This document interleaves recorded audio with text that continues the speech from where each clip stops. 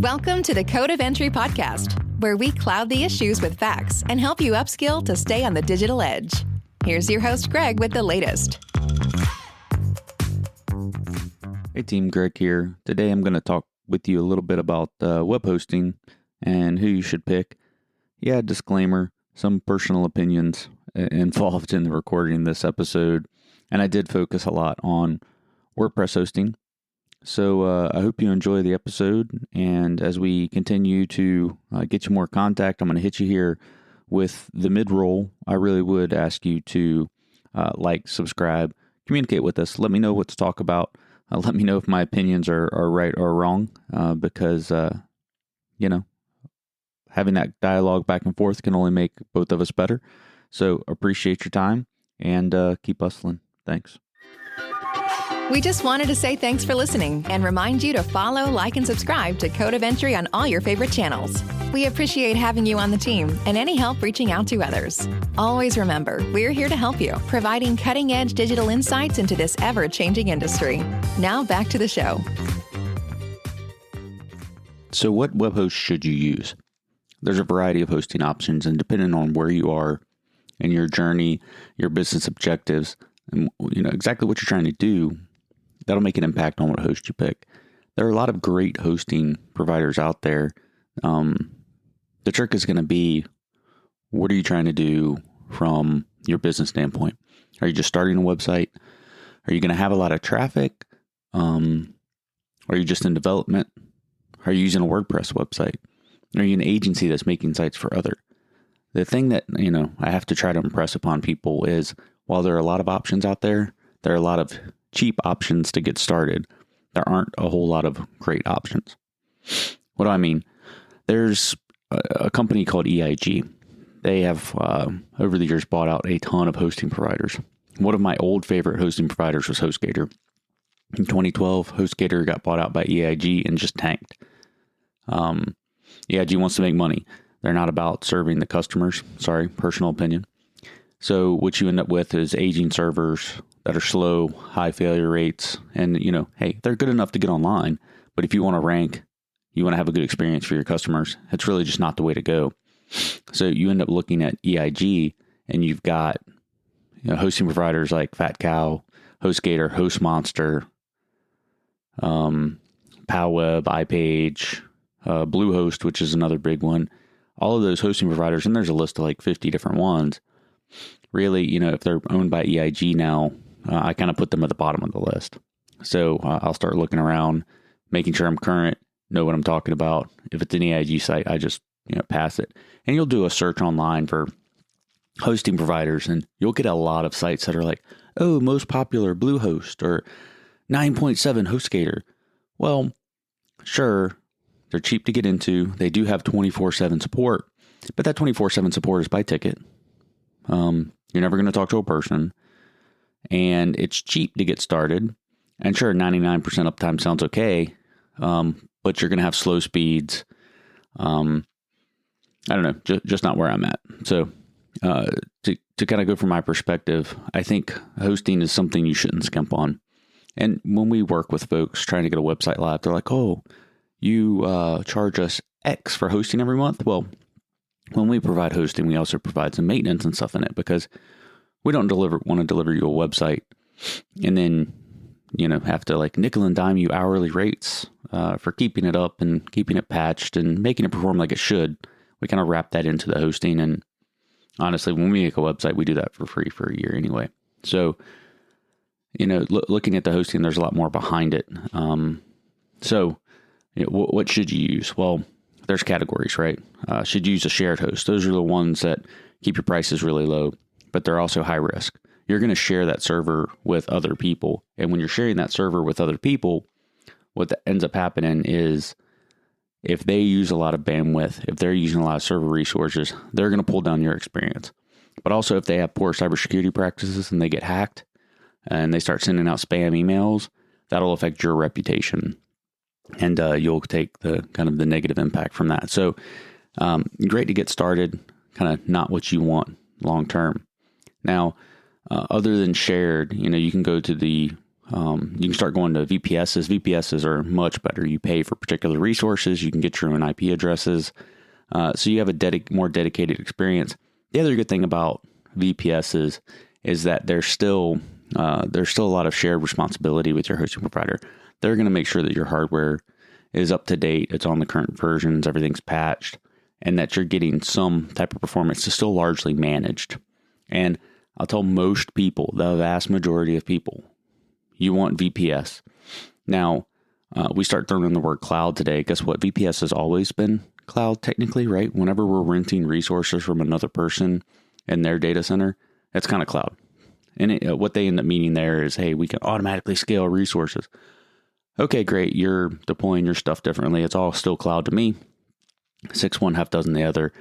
But you might see them termed differently. And that'll just be how someone sells you your resources.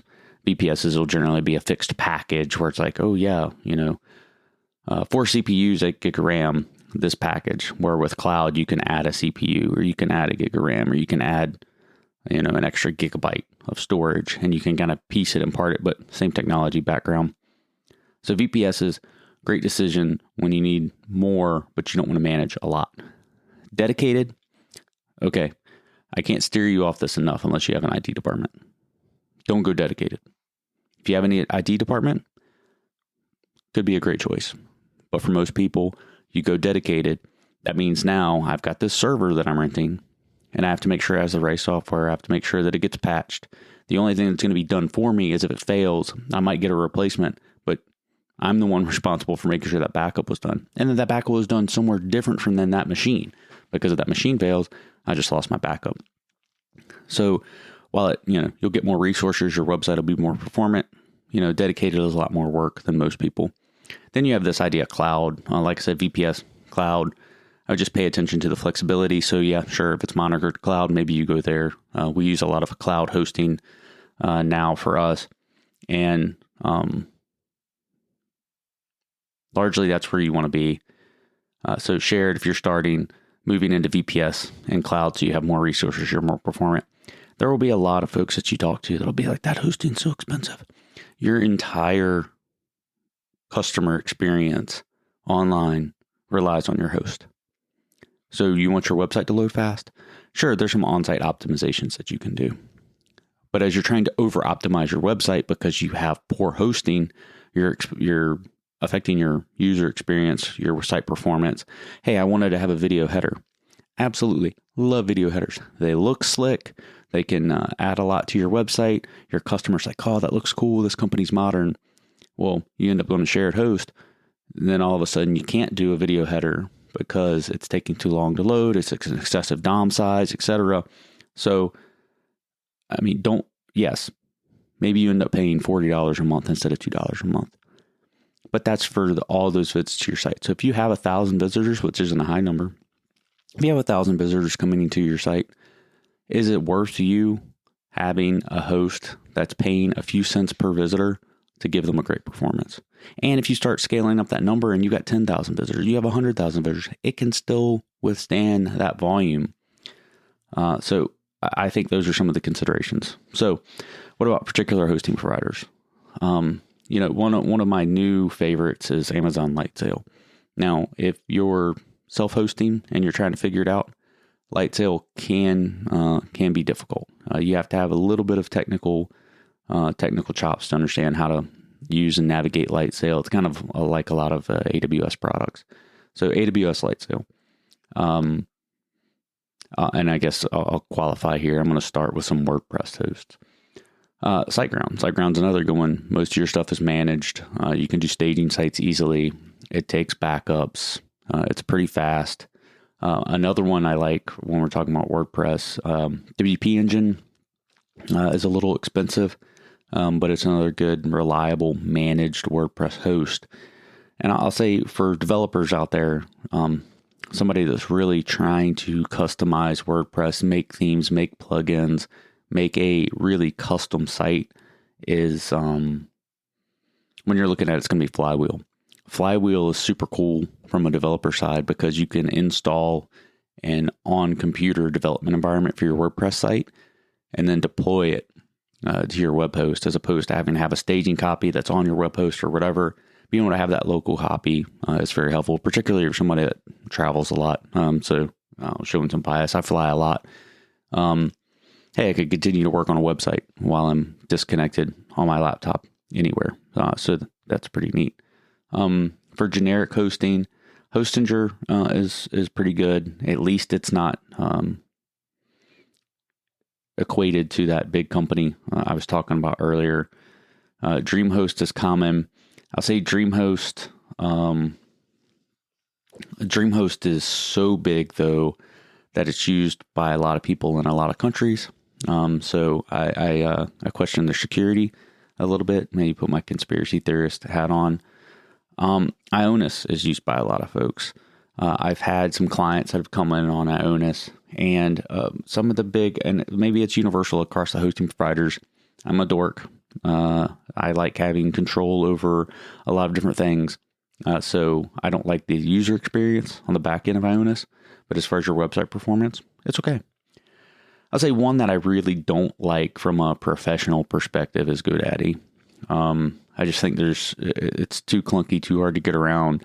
It is targeted towards the novice. So, maybe that's my con is your pro. But I will say that even though I think it's expensive and I think there's guardrails, that people that pay for GoDaddy, overpriced hosting get really good performance. So there's something to be said there from if you're not sure what you're doing, you need a lot of help. I go to GoDaddy because I saw the commercials and that's where I get my domain names and I just want to host there. Hey, you're probably actually going to get some pretty good website performance. So I think there's better options. But going back to ease of use, turnkey, that might be the one. Namecheap also has some good hosting. I think the thing that's really helping level the playing field on hosting today is going to be SSL certificates. SSLs are largely included now. It used to be you had to pay for an SSL. So if you got that HTTPS site and you're like, hey, this is secure, I've got the little lock icon. Every site should be HTTPS now. And it used to be you had to pay for the certificate. It was a couple $100. Well, now with Let's Encrypt, most hosting providers include SSL. So if they put it on the list of things like, hey, we include free SSL. Yeah, so does everybody else. So that's not the sale that it used to be. If you end up with a hosting provider that doesn't, you need to run away quickly. That's several hosting providers as I'm going through. Green Geeks is interesting. If you're worried about where the energy that comes from to your hosting is, and make sure it's green energy. I mean, I'm looking, and getting started, doing some development, playing with web servers.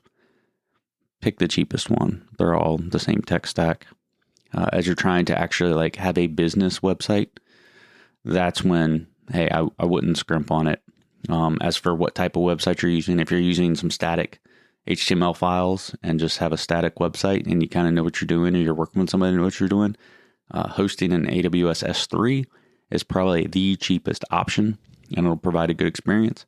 If you're looking at something dynamic, literally you're most likely going to be on a WordPress site. And if you're on a WordPress site, one of these managed providers is good because they'll help make sure that you're updated and secure. Because while WordPress is the most used website platform in the world, it is also notoriously vulnerable for security issues. But that's because there's so many themes and so many plugins, and you have to keep them up to date. If you keep them up to date, you'll be okay. If you use security plugins like WordFence, then you'll be fine.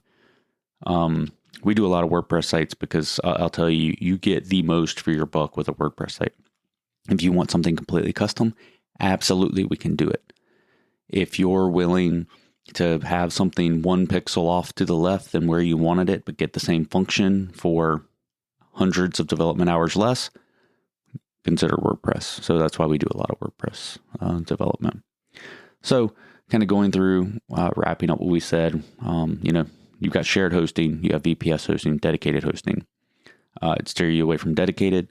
Shared is a great place to start your journey, but not to live. VPS and cloud, same. Just pay attention to the packages. You get the resources you pay for, so you have a consistent experience. Then you worry about the providers. I would stay away from anybody owned by EIG. You will never see really the company name EIG on any of these sites, but the HostGators of the world, the Bluehosts, just don't do it. They had great names, so you might look them up online and they've got 9,000 5-star reviews. Yep, those 9,000 reviews came from folks that are just starting or folks that wrote them, before 2012 when they were bought out. So, personal warning there. Maybe they've gotten better, but they lost me. The SiteGrounds, the WP Engines, the Kenstas, the Flywheels, all great hosting providers. You pay a little extra, but the resources you get, this website speed that you get, the reliability. Again, if the website's going to be foundational to your efforts as a business or as a person trying to build your brand, I think it's worth paying a little bit extra once you start getting visitors. Get your website somewhere. Make sure it's performant. Once it's performant, Google will show you some love. And that's really the way that I end up looking at hosting for folks. Last thing, if you happen to be an agency, is how can you divide out those sites? How can you white label the back end? How can you give customers access to the things customers need access to? And how can you control them in a granular way? I'll say that's one thing I kind of miss a little bit, the way that I ended up setting up SiteGround initially. I have some customers that are sharing resources, and they all have a great experience on their site. But the way that I've had to scale up in the back end, I can't pinpoint it down to the customer enough. And I think that's one of the reasons I'm going to start transitioning new builds over to AWS Lightsail, because I'll have that granular permission, that granular control of setting up each customer with exactly what they need to be performant. And I'll be able to audit that and, kind of show that traceability of what I'm spending versus what experience they're getting and what we're charging for it. And so far the prices have also been lower. So there's kind of my 2 cents on web hosting and some of the considerations. I hope you find that helpful, and good luck. Thanks for listening. Find us on social media at Code of Entry and online at codeofentry.com. Check back for new episodes or join the team by signing up for notifications. Until next time, keep hustling.